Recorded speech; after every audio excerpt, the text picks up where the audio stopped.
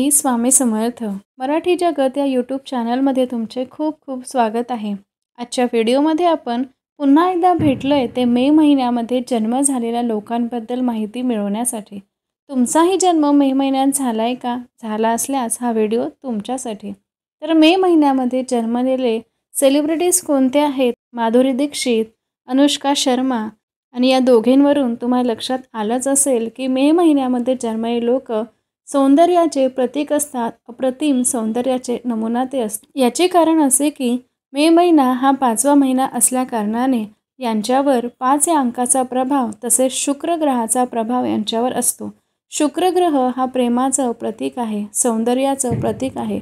याच्या अधिपत्याखाली असलेले लोक सौंदर्य आणि प्रेमाला अतिशय महत्त्व देतात। त्याचप्रमाणे शुक्र ग्रहाबरोबर या लोकांवर सूर्य आणि बुधाचा सुद्धा प्रभाव असतो। त्यामुळे प्रत्येक कार्य हे खूप अधिक चांगल्या प्रकारे परफेक्टपणे करण्याचा प्रयत्न करतात।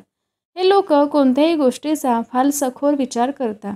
ही लोक कोणतीही गोष्ट दूरवर जाईपर्यंत विचार करतात। त्याच्यानंतर काय होईल, त्याच्या आधी काय होईल, मध्ये काय होईल, सगळ्या गोष्टींचा बारकाईने विचार हे लोक करतात। या लोकांमध्ये प्रगल्भ बुद्धिमत्ता असल्यामुळे ते महत्त्वाकांक्षी सुद्धा असतात आणि त्याच्या जोरावर प्रत्येक कार्य पूर्णपणे हे करतात। एकदा का यांच्या मनात आलं तर ते कार्य करूनच ते राहतात। हे लोक खूप कलाप्रेमी सुद्धा असतात। म्हणूनच काय तर यांना सजावट करणे, त्याचप्रमाणे चांगल्या पद्धतीनं ती करणे यांना खूप चांगलं जमतं। कोणतीही गोष्ट परफेक्ट करणे हाच यांचा गुण असल्यामुळे मिस्टर और मिसेस परफेक्शनिस्ट असेच म्हणायला हरकत नाही। या लोकांची कल्पनाशक्ती अतिशय छान असते आणि त्याच्या जोरावर कुठलीही अशक्यप्राय गोष्ट हे साध्य करू शकतात। हे लोक आपल्या मुलांवर फार प्रेम करतात। मुलांसाठी काहीही करण्यासाठी या लोकांची फार मोठी तयारी असते। यांच्यातील एक वाईट गोष्ट म्हणजे आपल्या हेकेखोर स्वभावामुळे हे कोणाचंही कोणतीच गोष्ट लवकर ऐकत नाही। या लोकांना कोणतीही गोष्ट कितीही पटवून द्या पण ती लवकर यांना पटवून देणे अशक्यप्राय गोष्ट असते। अतिशय भावनाप्रधान असल्या कारणाने आपल्या भावनेच्या भरामध्ये आपले आयुष्य खराब होऊ नये याची मात्र काळजी या लोकांनी घ्यायलाच हवी। कारण भावनाप्रधान असल्यामुळे अनेक जण यांचा फार मोठा फायदा घेतात आणि त्यामुळे नात्यांमध्ये का होईना नातेसंबंधांमध्ये हे लोक वाईट ठरतात आणि दुसरे लोक कायम यांना नावं ठेवण्याचा प्रयत्न करतात। म्हणून भावनाप्रधान न होता कधीकधी बुद्धीचं सुद्धा ऐकावं। वैवाहिक आयुष्याचं म्हणाल तर यांचं अतिशय सुंदर असतं। कारण हे लोक रोमॅन्टिक स्वभावाचे असून आपल्या जोडीदारावर खूप प्रेम करतात। त्यांच्या छोट्या मोठ्या इच्छा पूर्ण करण्यासाठी हे लोक अक्षरशः जीवाचं रान करतात। यांच्यापेक्षा अधिक सुंदर पत्नीची हे लोक निवड करतात। कारण शुक्राचा अंमल असल्यामुळे असलेली सौंदर्याची आवड। स्वतःही प्रेमासाठी काहीही करायला हे लोक तयार होतात आणि जोडीदाराकडूनही तशीच अपेक्षा हे लोक ठेवतात। या लोकांची आर्थिक परिस्थिती म्हणाल तर ती खूप छान असते।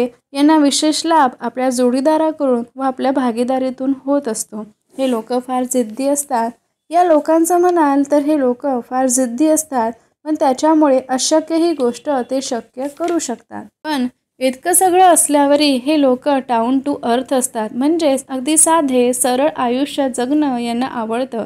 या लोकांबद्दल म्हणायचे झाल्यास ब्युटी विथ ब्रेन असं म्हणायला हरकत नाही। म्हणजे दिसायला चांगले तर असतातच, शिवाय त्यांची बुद्धिमत्ताही प्रगल्भ असते आणि अफाट असते। हे लोक खूप तेज तर्रार असतात असंही म्हणायला हरकत नाही आणि म्हणूनच चुकीच्या लोकांपासून हे खूप दूरच राहतात। आणि जर का चुकीचे लोक यांच्या संपर्कात आले, यांना त्रास द्यायचा प्रयत्न केला तर हे लोक त्यांना सहज माशीसारखे उचलून फेकूनही देतात। ज्याप्रमाणे यांचं वागणं बोलणं प्रगल्भ असतं त्याचप्रमाणे यांची बुद्धिमत्ताही अफाट असते। अफाट बुद्धिमत्तेचे स्वामी म्हणजेच मे महिन्यात जन्मलेले लोक असं म्हणायला हरकत नाही। यांचं राहणं म्हणजेच थाटाबाटात असतं। चांगलं राहणं, चांगलं दिसणं, चांगलं बोलणं, चांगलं वागणं यांना खूप आवडतं।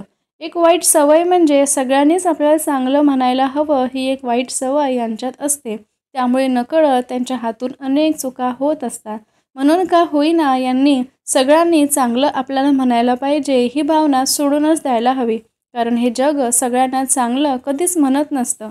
एवढे असूनही या लोकांवर आपण डोळे बंद करून विश्वास ठेवू शकतो, कारण प्रत्येक गोष्टीचा सखोल विचार करूनच त्यांनी आपल्याला काहीतरी सांगितलं असतं.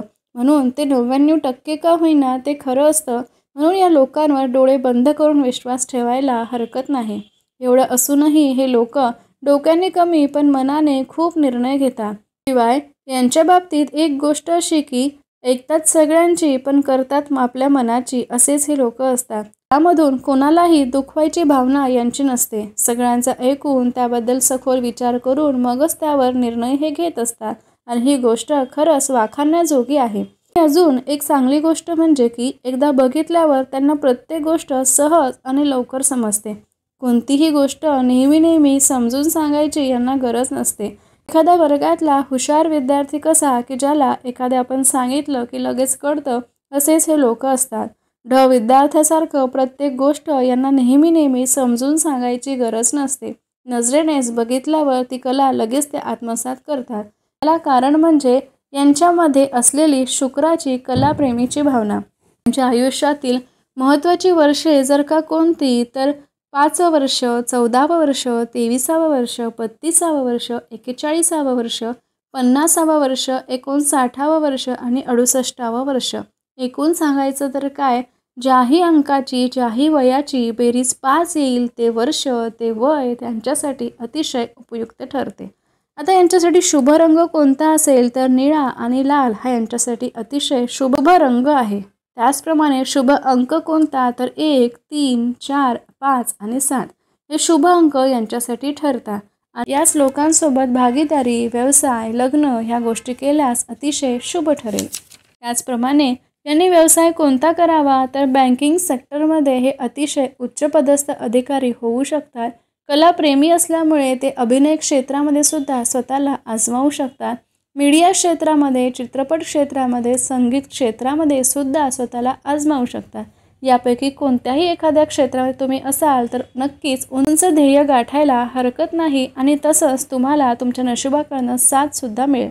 अशा प्रकारे मे महिन्यामध्ये जन्मलेल्या सर्व लोकांची माहिती आपण आजच्या व्हिडिओमध्ये बघितली. त्यांचे भविष्य काय, त्यांचा स्वभाव काय, ते कसे वागू शकतात याबद्दलची संपूर्ण माहिती बघितली. तुम्हीसुद्धा मे महिन्यामध्ये जन्मलेले असाल आणि यातल्या कोणत्याही गोष्टीसोबत सहमत असाल तर नक्कीच कमेंटमध्ये सांगायला विसरू नका. पुन्हा भेटूया एका नवीन व्हिडिओसोबत. व्हिडिओ आवडल्यास नक्की लाईक करा. धन्यवाद.